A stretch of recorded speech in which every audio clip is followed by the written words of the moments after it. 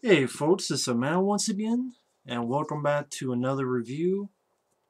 And I don't know when you'll be seeing this, but wanted to watch these films again, and that is Demons and Demons 2. Now I know there are some films that came out after these that were called Demons 3 or Black Demons or Demons 4, which really had nothing to do with them, but the success of these films, people are like, hey, we can't sell our fucking movie, let's call it Demons 4 in this market, or Demons 6 in this market. I'm not watching those movies.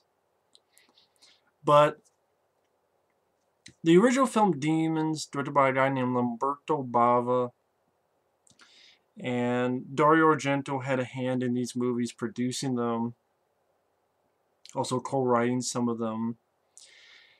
And the plot is pretty simple, but I liked the idea behind Demons.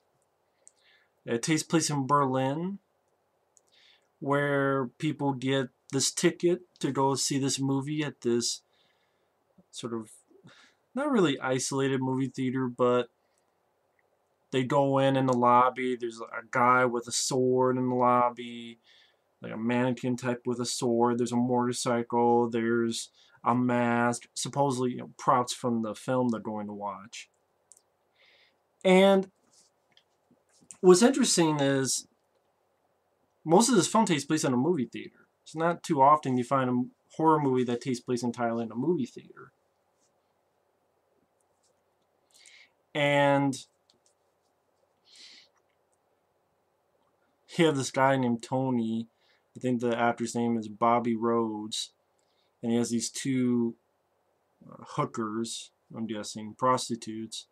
And one of them is fooling around with the mask and scratches herself. And when they're watching the movie within the movie, the person on screen scratches themselves, they become a demon. Later on, the one who got her face cut, she goes to the bathroom. It won't stop bleeding. There's pus that comes out, face pulses, and she becomes a demon. And if you get scratched, you get infected and become a demon.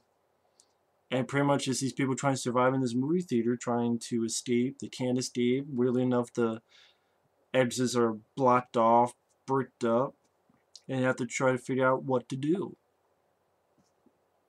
And the sort of the gist of the movie. But again, I like the idea that it takes place in a movie theater. I mean, more specifically, I like the score of the film. I don't mind the score to the films, that Italian type of score, horror film score. Not exactly sure who did the musical score. And you also have quite a few bands. You have like a song from Motley Crue and a song from Go West and a song from Rick Springfield, and they have a pretty decent soundtrack with this film. Sort of a hard rock type of soundtrack, which was pretty cool. And they set up a bunch of these characters, and honestly, I don't give a fuck about really any of these characters, whether it be because of the acting, because of the dubbing, whatever the case. Just you have two guys who meet up with these two girls. One of them is our lead, who she was on the subway, and then this guy in this weird mask, she thinks is stalking her, but he gives her this ticket, and she takes her friend. They meet with these two guys. One of them becomes her lead guy. I think the character's name was George. It could be wrong. And I did like the pimp guy, Tony. The actor actually appears in the sequel as a different character. But I don't know. I mean, it's not that the dubbing such is great, but just I don't know. I just like his look. I like his attitude, and he just sort of a guy who takes control of the situation and gets a little bit of ass and ultimately dies in both films, even as different characters. Kind of wish let this guy be the lead and be the hero. I would actually like that. I would prefer that because he's the one out of the group that has the most, I don't know what you call personality. I wouldn't say good acting, but he had a bit like personality compared to everyone else. But yeah, if you're looking for characters, character development, acting, dubbing. This isn't the movie, really. It's really for some fun gore, some fun, gory death scenes with the demons. What, like the first demon?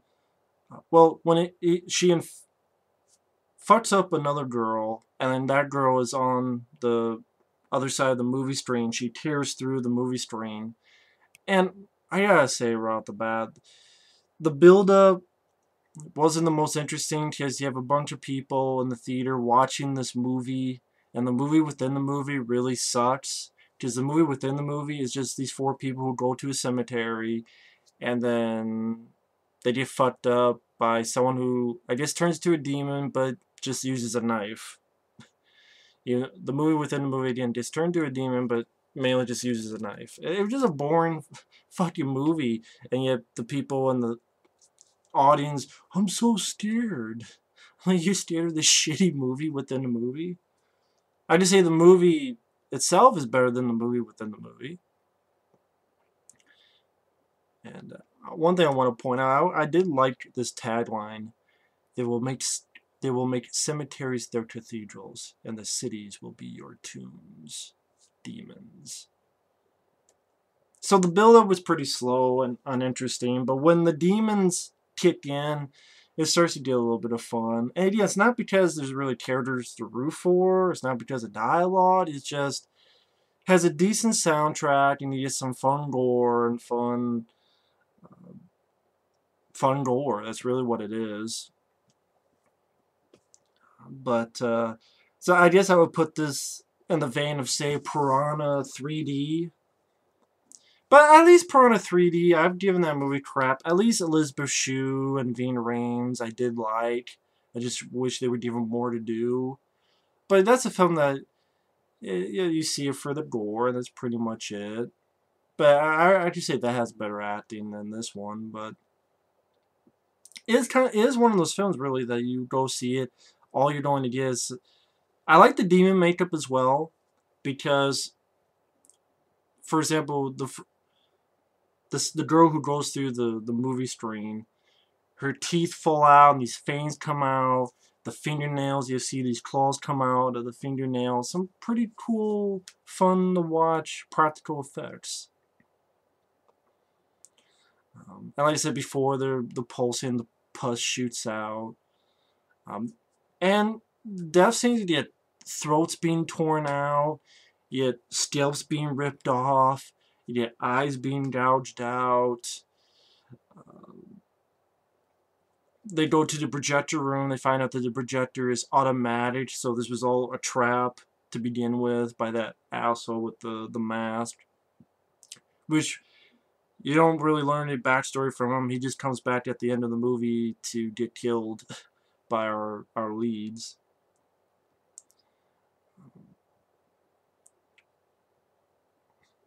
And once in a while, it goes back and forth to these four punks that literally have a Coca-Cola can, and there's Coke in the Coca-Cola can, and they have a straw, and they sniff it like this. So, maybe this is a Coca-Cola can, which Melio is actually a Coca-Cola product.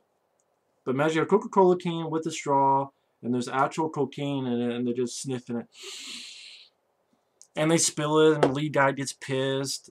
Well, I mean, not the lead guy, but the leader of these punks get pissed. Clean it up, and you have a guy who gets razor blade and is cleaning off the female of the group's tits. You see a little bit of her nipple, then he accidentally cuts her, and she gets pissed. And like, what? Really, the whole point of it, which they spend too much fucking time going back and forth to these four asses, is the cops find them, they run away, and they get into a back door of the movie theater, and they let one guy out. One of the demons gets out and attacks one of the cops. Or two of the cops. There's two cops. And that leads to our finale, which I'll get to. But, I mean, the pimp guy, he's sort of taking control, fucks one up with a switchblade, but he gets his leg bitten and attacked, and he becomes a demon. These two people escape in this vent, and the one guy's with his girlfriend, and he's like, I keep hearing these scratches from behind. You go in front of me. Now I'm hearing from the front. Wait, what's going on? And he's like, oh, realizes too late that his girlfriend has turned to a demon, so he dies.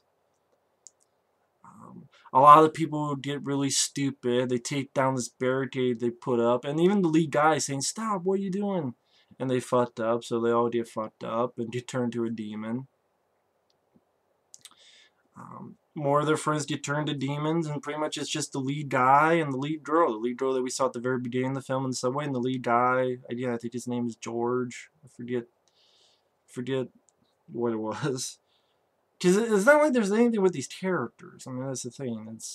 I know, you're not going to demons for characters. I know that. I will say, though, a reason I didn't hate it, because I like the idea it all taking place in a movie theater. I like the music. I like the look of the demons. They have some fun gore and kills. It's a short film. It's only 80-some minutes long. And you get a pretty fun finale. Because after he gets the sword, the lead guy gets the sword that was in the lobby, cuts his friend who's turned to a demon, cuts his friend's head off. I will say this is pretty badass. Goes in on a motorcycle, going through the whole movie theater, jumping over, and just going buck wild with a sword. So you have your lead guy on a motorcycle with hard rock music in the background, fucking up demons left and right with a sword. Just tearing into it. You get a couple up close, stabs one, cuts a head off here, cuts a head off there, cuts an arm off here. And that's pretty badass. I must say, that's a pretty badass scene. That scene is pretty fun to watch, I will say. That's definitely the best scene in any of the Demons movies. You haven't seen 3 and 4. I can pretty much bet on that.